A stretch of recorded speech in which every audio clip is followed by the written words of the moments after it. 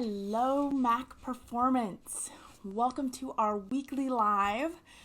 I am excited to be here with you. So for those who don't know me, I'm Melissa MacDonald. I'm a sports chiropractor. I'm going to give some time for everybody to get logged in. I'm going to make sure that I have the live up and running so I can see your comments and make sure I know what's going on as you log in. Go ahead and, instead of just hashtag live, post where you're watching from. Where is everybody from right now? The live up and running so I'm gonna make sure that's turned down so I can see all the comments and see who's here with us this evening. And tonight we're gonna be going over the hip. So we're gonna work on what can we do for hip pain. I know, at least for myself, I'm sitting more than I'm used to. I'm not getting it out of the house as often as I would like because of what's going on.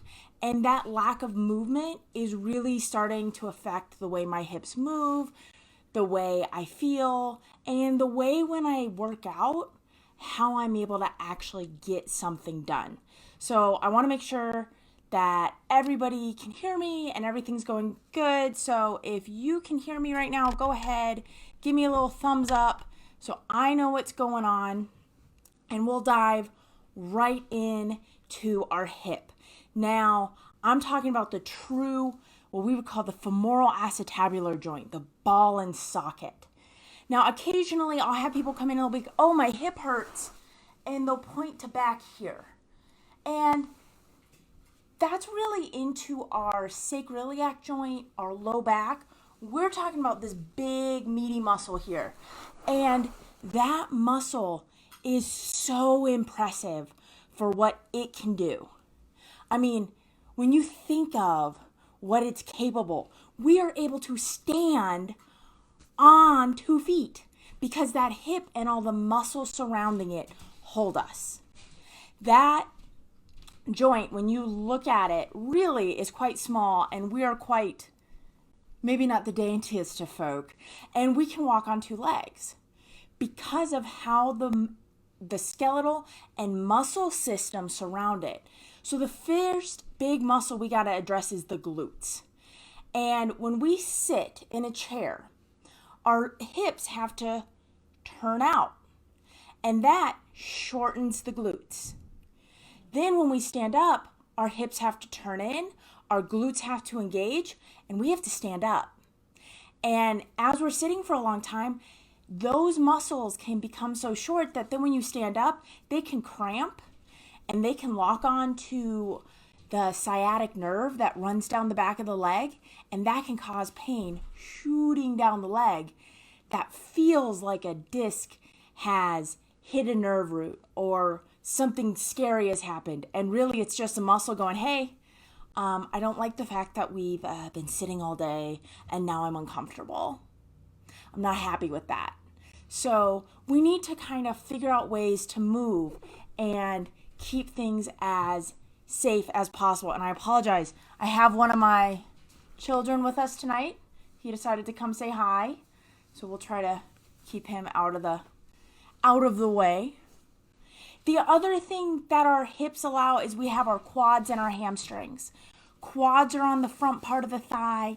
Hamstrings are on the back. They provide most of the power that propels us forward.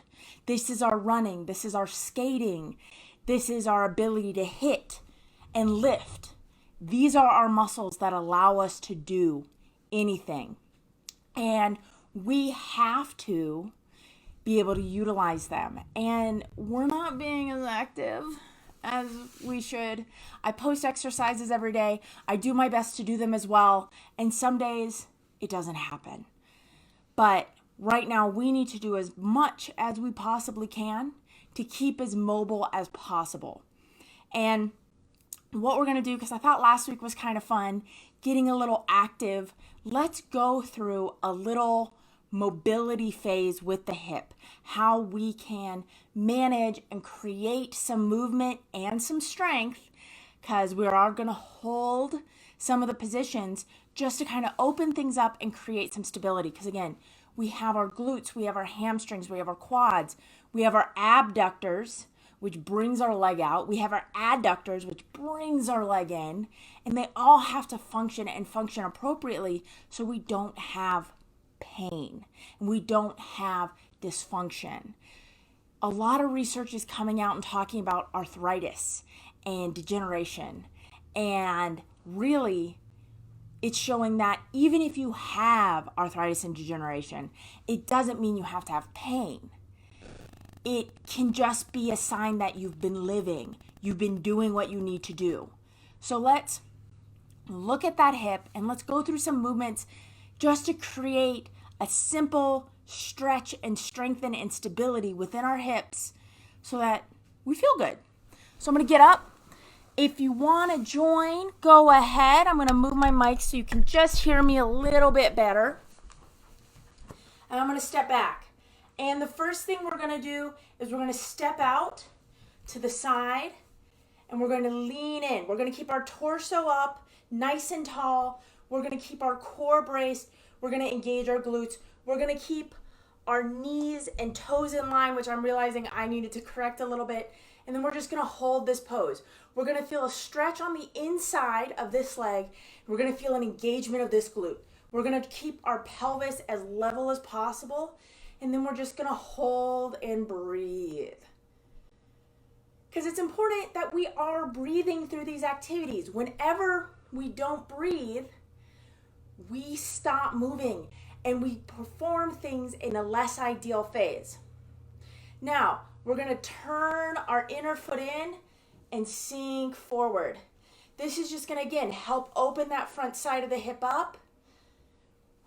And we're just going to hold. This may be beginning to burn. That's okay. That's what we want.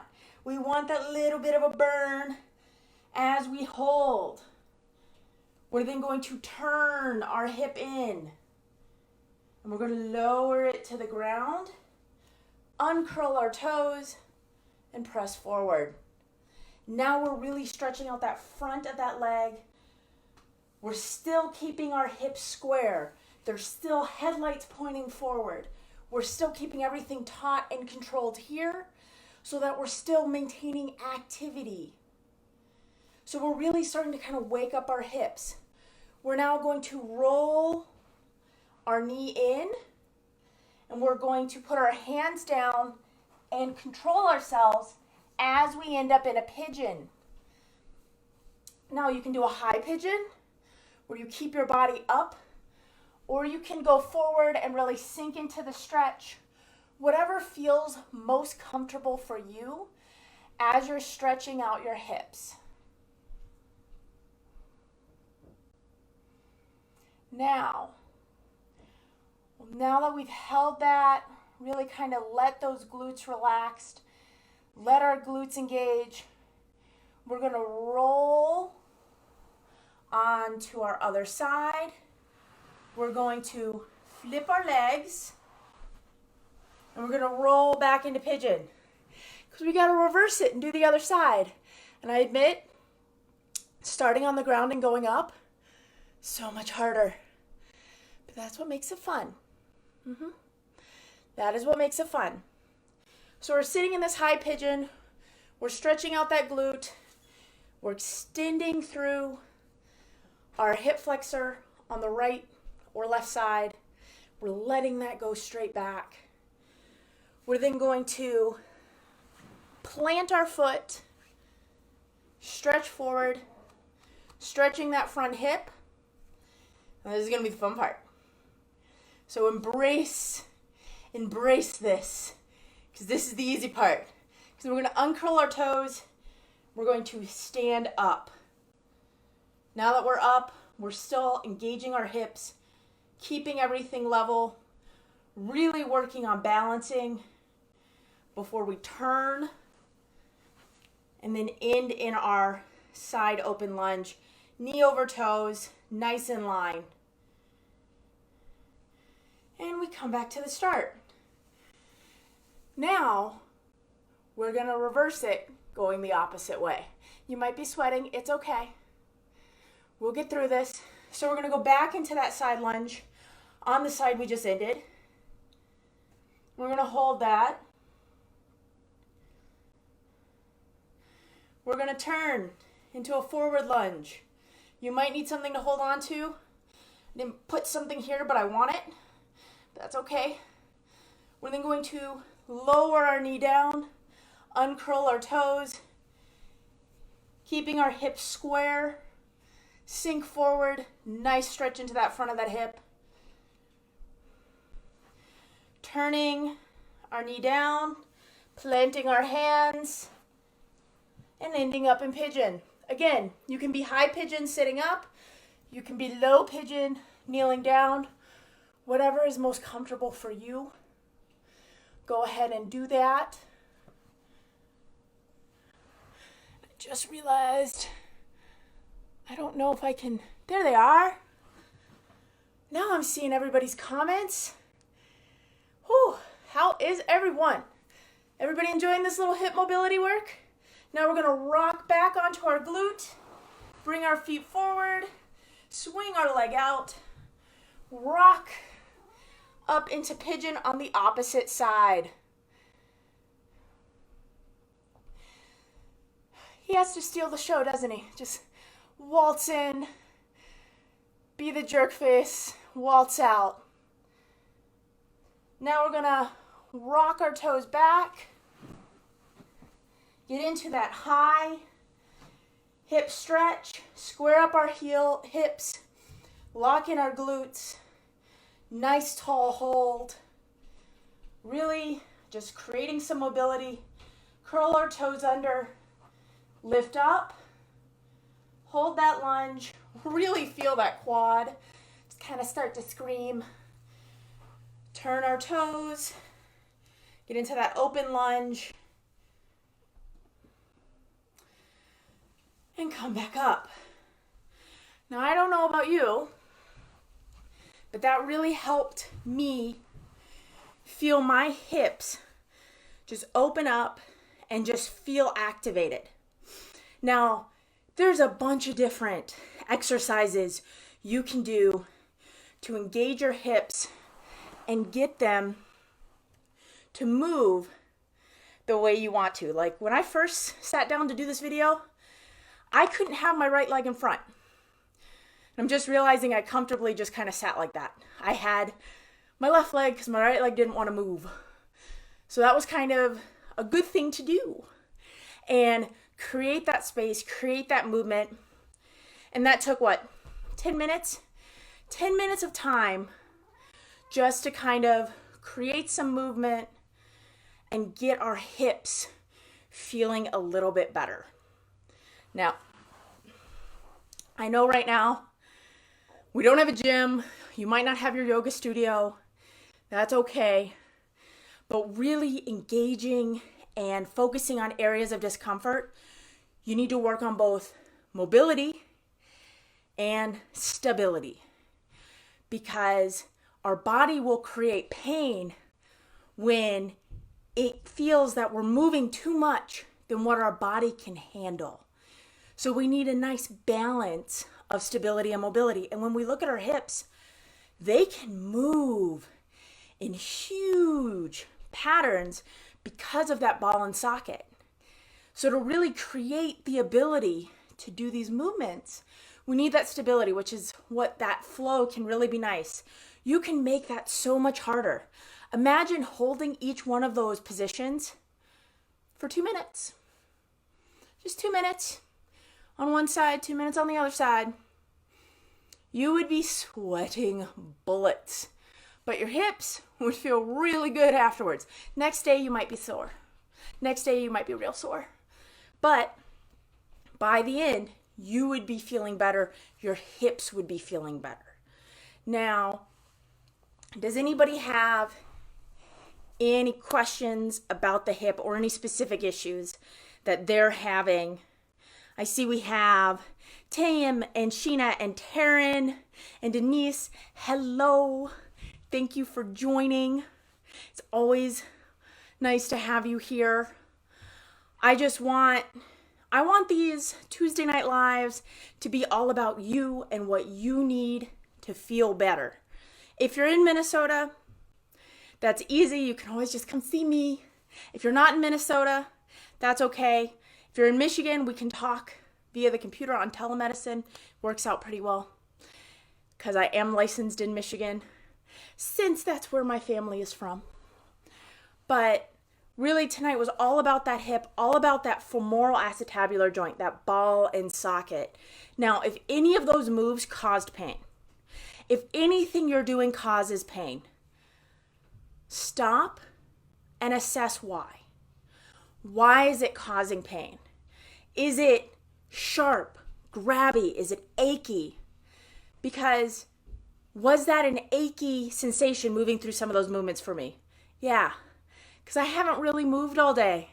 Because I've been working on charting and I've been working just sitting down because I don't have my standing desk. And things were sore and achy. But I didn't have any sharp, grabbing, tearing pain. If you're feeling that, there could be an underlying issue that needs to have some modification. And this can go for the knee, the ankle, the hip, anything that as you're moving through the flow, you have discomfort. And that simply could be not going as low, maybe keeping a leg more straight, and just modifying it and working up to the full movement pattern. There's always ways to scale things. We want to kind of create a baseline of here where we think is an okay normal for everyone. And some people are going to be way up here. Professional athletes, way up here in some aspects. And in other aspects, they're going to suck at it too. Because I guarantee if you go to a professional weightlifter, strongman, and you go, hey, I want you to do this yoga class, they might not have the mobility because they've created so much stability in their body to hold the weights that they're not going to be able to necessarily move through those yoga poses. So we create this, what is our kind of standard normal, and then we scale things. So maybe you can't get into a full lunge and hold it because your muscles aren't strong enough yet. That's okay. So we modify it. We add some chairs so you can have some stability. Maybe we don't go as low. Maybe instead of having to rotate, you stop, position yourself versus flowing through it. There's always ways to make modifications to keep you moving and keep you active. So if anybody doesn't have any questions, we'll keep this one nice and short tonight. I want to make sure that you're getting the information you need. If you're having trouble at home and have a specific topic that you want discussed, go ahead and comment below. If you think of a question after the live is done, go ahead and put #replay, ask your question, and if that's all we have for this evening, then what we'll do is figure out the topic for next week. I'll wait to see if I have any comments. This was a requested topic to go over to the knee. Sadly, it appears that there is a bit of a technical recording difficulty. I was simply saying if you have a requested topic, please comment in the video below. And this still stands that if you have a topic that we haven't covered, or even if we've covered it but it didn't quite apply to you, go ahead and comment below. Other than that, here at Mobility, Agility, Chiropractic Performance, remember, we're always trying to get you better faster, keep you better longer, because no one has time to be sidelined. We will see you next week in our Facebook Live every Tuesday night at 6:30 Central. Have a wonderful evening, and we'll look forward to seeing you next week. To keep up to date with future content, please click subscribe. Additional information is found in the description of this video. All information, content, and material of this video is for information purposes only and are not intended to serve as a substitute for the consultation, diagnosis, and/or medical treatment of a qualified physician or healthcare provider.